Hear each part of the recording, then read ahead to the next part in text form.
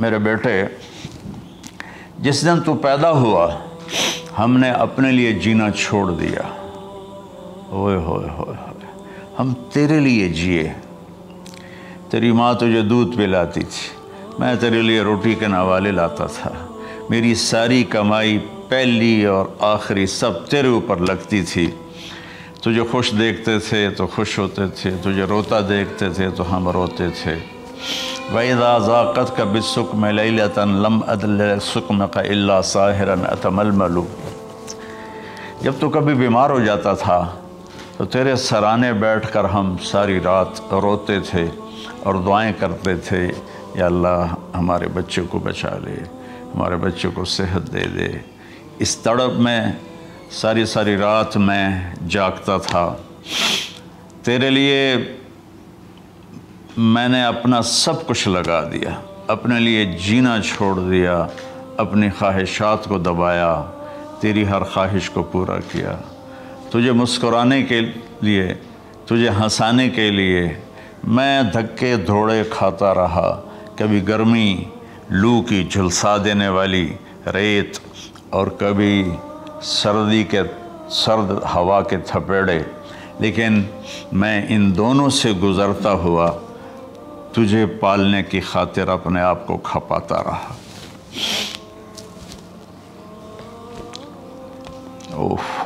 فَلَمَّا بَلَغْتَ السِّنَّ وَالْغَایَةَ الَّتِي إِلَيْهَا مَدَى مَا فِيكَ كُنْتُ أُؤَمِّلُ۔ بیٹا، میں نے اپنے ہڈیوں کا رس بھی تیرے اندر ڈال دیا۔ صرف کمائی نہیں، میں نے اپنے ہڈیوں کا رس تیرے اندر ڈالا۔ میں نے جو کچھ تھا تیرے اوپر قربان کیا۔ تجھے مسکراتا دیکھ کر میں اپنے غم بھولتا تھا، تجھے ہنستا دیکھ کر مجھے دکھ بھول جاتے تھے، اور پھر آہستہ آہستہ آہستہ میری ہڈیوں کا گودا، میری کمائی تیرے اندر گئی، اور تو ایک خوبصورت درخت کی طرح بڑھتا چلا گیا، بڑھتا چلا گیا، بڑھتا چلا گیا، بڑھتا چلا گیا، اور میری بڑھاپے نے کمر جھکا دی اور میں جھکتا چلا گیا، جھکتا چلا گیا۔ میرا خیال تھا کہ جیسے میں اس کی انگلی پکڑ کے چلتا تھا، اب میری باری ہے، یہ میری انگلی پکڑ کے چلے گا۔ جیسے میں اسے سینے سے لگاتا تھا، پیار کرتا تھا، جھولے جھلاتا تھا، باغ میں لے جاتا تھا، یہ ساری اس کی تعبیرات کے اندر داخل ہیں، الفاظ میں نہیں ہیں۔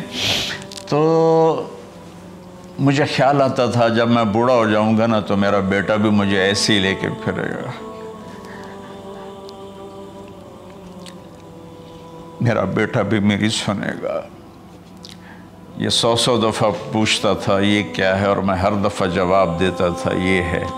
تو اب میں بوڑھاپے میں اس سے بات کروں گا، یہ میری بات سنے گا۔ میں اس کو نوالے کھلاتا تھا، یہ مجھے روٹی کھلائے گا۔ میں اس کا انگلی پکڑ کے چلتا تھا، یہ میرا ہاتھ پکڑ کے چلے گا۔ میری کمر بڑھاپے نے جھکا دی اور میں ایک خشک پیڑ کی طرح ہو گیا، اور جوانی نے تیری کمر کو سیدھا کیا اور تو ایک تر و تازہ درخت بن گیا۔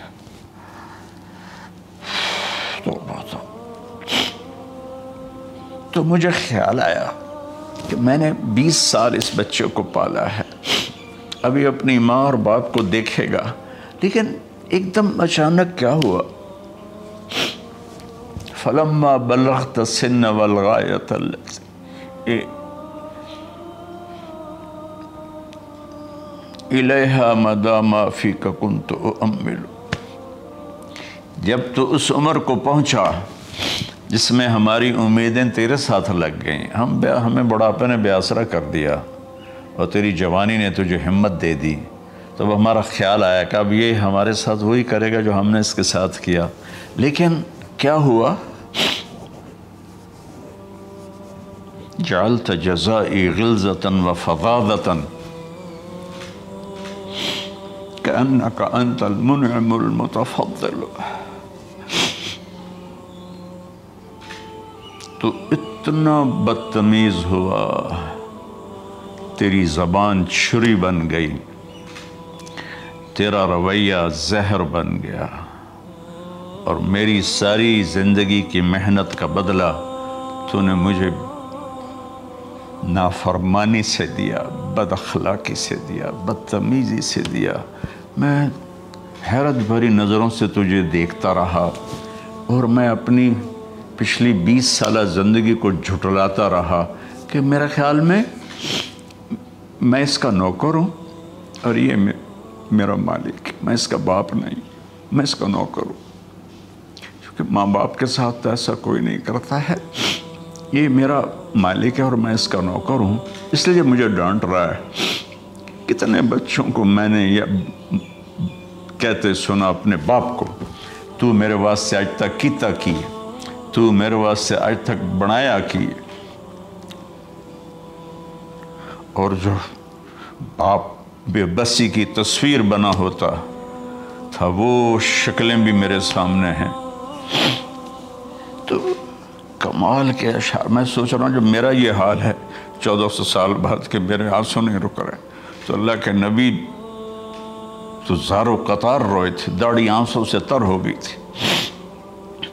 کہا بیٹا جب تو نے میری ساری زندگی کی محنتوں کا بدلہ بدتمیزی سے دیا، گالی گلوچ سے دیا، دھکے دے کر باپ کو گھر سے نکال دیتے ہیں، تو بیٹا میں یہ سمجھا کہ تو نے ایک خواب دیکھا تھا، تو نے ایک خواب دیکھا تھا کہ تو باپ ہے اور یہ بیٹا ہے۔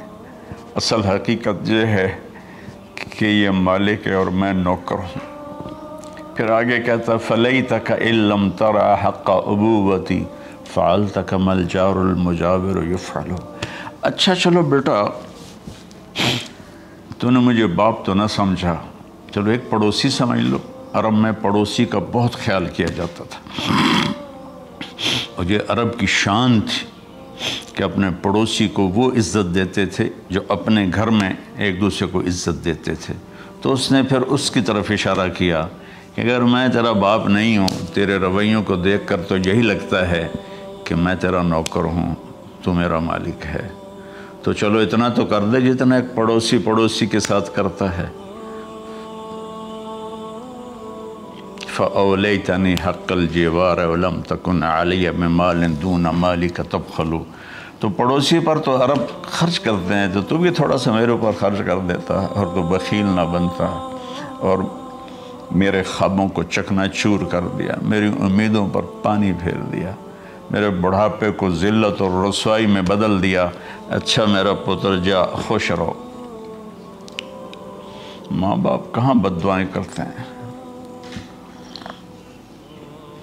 تو میرے نبی کی آنکھوں سے آنسو، یہ ساری داڑھی تر ہو گئی، تو آپ نے اس کے بچے کو گریبان سے پکڑا اور جھٹکا دے کر دھکا دے کر دفع ہو جا، انت و مالک لابیک، تو اور تیرا سب کچھ تیرے باپ کا ہے۔